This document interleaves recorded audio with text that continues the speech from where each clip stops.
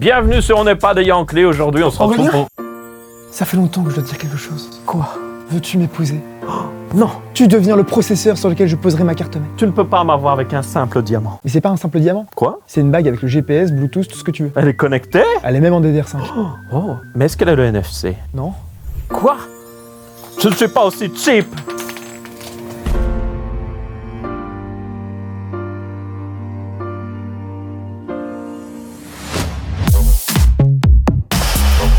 « 2024 est annoncé comme étant l'année des Smart Rings, ou en français, les bagues connectées. Elles vont transformer le marché, révolutionner l'être humain, remplacer les montres connectées, les écouteurs, les bracelets. Et preuve que ça arrive, Apple s'y intéresse et Samsung se lance même sur le marché. Bah Apple, ils ont déjà fait un ring. C'est leur bâtiment principal. On parle pas exactement de la même chose. Les bagues connectées, une vraie révolution ou juste un accessoire totalement Yankee? On en parle. Bon, vous allez me dire qu'on a plus de 10 ans de retard et que les bagues connectées, ça existe déjà depuis au moins 2013. Mais on est d'accord que ça a pas du tout fait un carton. Autant on voit de plus en plus de montres connectées autour de nous, mais par contre des bagues connectées, on n'en voit jamais. Mais du coup, qu'est-ce qui change et pourquoi les grands noms de la tech semblent s'y intéresser d'un coup? En fait, voilà 10 ans, on parlait de bagues NFC. On peut l'utiliser pour payer, peut-être ouvrir une porte ou même une carte de visite un peu originale. Un petit peu gadget, un peu comme les mood rings. En plus de ça, ces produits étaient souvent issus de Kickstarter, proposés par des marques un petit peu douteuses. On pouvait pas parler d'un vrai marché avec des gros acteurs. Par contre, des petites marques comme Apple ou Samsung, ça vous dit quelque chose? Samsung vient d'annoncer son Galaxy Ring, sans trop donner de détails. Et de son côté, Apple a plein de brevets qui concernent les anneaux connectés, y compris même un pour contrôler leur Apple Vision Pro. Du coup, cette nouvelle génération de bagues n'a absolument rien à voir avec celle de l'époque. Elles ont donc beaucoup plus de potentiel et de chances de rentrer dans notre quotidien. Mais alors, qu'est-ce qu'on retrouve dans ces Smart Rings? Au niveau technologique, ce sont de vrais petits bijoux.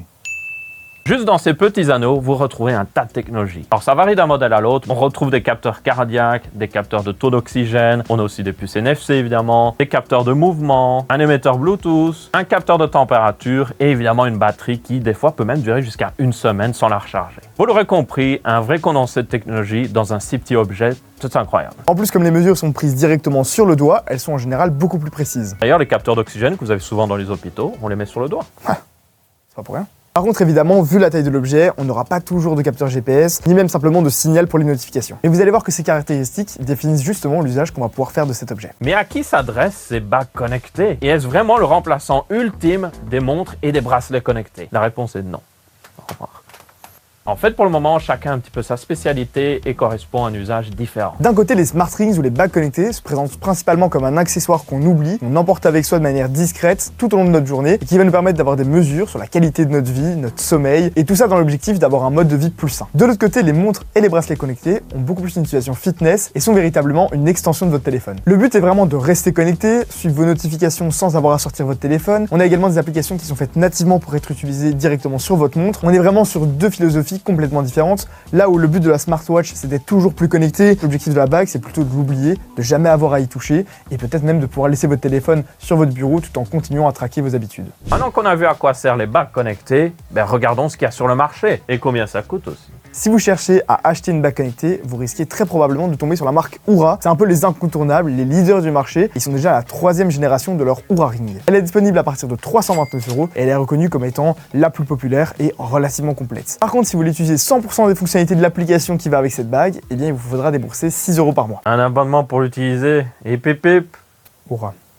Deuxième grand acteur du marché, c'est la Ultra Human Ring Air. C'est aussi la plus complète du marché et elle est ultra légère. Par contre, elle va vous coûter la modique somme de 380 €.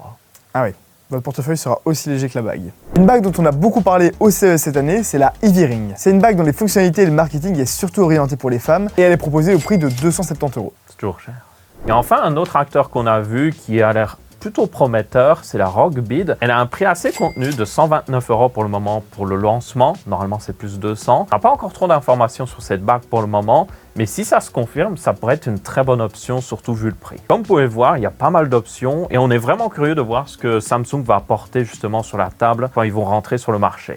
Le NFC, c'est une technologie qu'on retrouve partout dans des objets du quotidien comme les bagues connectées. On l'utilise déjà pour le paiement, pour connecter des casques audio ou même encore pour envoyer des fichiers plus rapidement. Et c'est vraiment tout petit, regardez. Je prends le flash, ici on a la puce et là on a l'antenne. Mais que nous réserve le futur du NFC? Eh bien, on en a appris un peu plus avec le NFC Forum. Ce sont les gens chargés de déterminer ce que le NFC va devenir. À l'avenir, on pourra recharger des appareils hyper rapidement et sans contact, et même accepter des paiements d'un téléphone à l'autre, comme le fait Apple avec son Tap to Pay, où c'est pas nécessaire d'avoir une appli bancaire. Les technologies sans fil comme le NFC, on les utilise vraiment partout. Et comme on l'a vu, on n'a pas nécessairement toujours besoin d'une batterie pour les utiliser, ce qui nous permet de les mettre dans des objets de plus en plus petits, même ceux auxquels on s'y attend parfois le moins. Maintenant qu'on a toutes ces informations, qu'est-ce qu'on pense des bagues connectées? Est-ce que le marché a vraiment autant de potentiel qu'on vous l'a annoncé au début de la vidéo? C'est clair qu'il y a du mouvement sur le marché avec notamment l'arrivée de Samsung et certainement si Samsung se met dessus, Apple va certainement suivre, bon, un petit peu en retard et beaucoup plus cher. Maintenant, est-ce que ça va vraiment provoquer une révolution du marché? Personnellement, je ne pense pas. Je trouve que c'est un petit peu genre gadget. Moi, je trouve justement qu'il y a du potentiel et que ça peut être intéressant. Déjà par rapport à la fiabilité des données qui sont captées, comme on l'a dit, si c'est directement sur le doigt, ça peut être encore mieux. Et en plus, ce que je trouve intéressant, c'est que c'est un accessoire qu'on porte en permanence et qu'on peut vraiment complètement oublier. J'utilise déjà une smartwatch et pour moi, je l'oublie aussi. Tu vois, je la laisse sur mon poignet et je reçois mes notifications, ça traque aussi mes pas, ça traque un petit peu mon activité. Est-ce que ce sera pas juste un autre appareil à recharger encore en plus de tous ces autres appareils? Je suis pas convaincu. Moi, j'y trouve un intérêt parce que j'ai pris la décision de ne pas avoir de smartwatch pour pas être surconnecté en plus déjà de mon smartphone. Et le fait d'avoir une bague, ça me permet d'avoir les fonctionnalités qui m'intéressent sans les défauts, les dérives que j'essaye d'éviter. Je trouve que du coup, ça remplace plutôt les bracelets connectés sans écran qui étaient en soi uniquement des capteurs, plutôt que vraiment une smartwatch qui est un tout autre produit avec d'autres fonctionnalités et d'autres intérêts. Et du coup, toi Aurélien, qui est pas vraiment yankee des bagues connectées, qu'est-ce qui te manque comme fonctionnalité pour que tu puisses avoir un coup de cœur et que tout le monde se les arrache? Peut-être déjà justement un acteur majeur sur le marché qui révolutionne un petit peu plus les choses ou donne plus de concurrence. Aussi, vous avez la Oura qui est la plus connue, on en a parlé, qui n'a pas de NFC. C'est assez stupide. Si tu veux faire un paiement ou peut-être des choses intelligentes, ben, tu peux pas. Surtout que le marché avait commencé par là, avec des bagues NFC qui vous permettaient de payer directement depuis la bague, alors qu'aujourd'hui la plupart des bagues qu'on retrouve et qu'on vous a présentées ne le permettent plus. Pourquoi? C'est assez stupide. Et peut-être un truc ultime qu'on pourrait encore ajouter, c'est le fait de pouvoir déclencher des actions directement depuis sa bague, en la touchant, la caressant. Caresser ton anneau, tu t'es Gollum là. Oh, mon précieux. Moi je trouverais ça super stylé. Je pense qu'il y a vraiment un potentiel, et peut-être que dans 10 ans l'histoire m'aura donné raison, j'espère.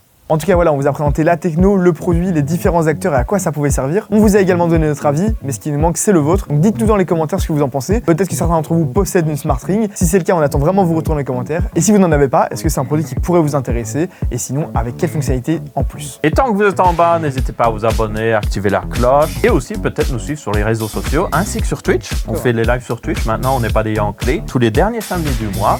Du coup, merci et ciao ciao.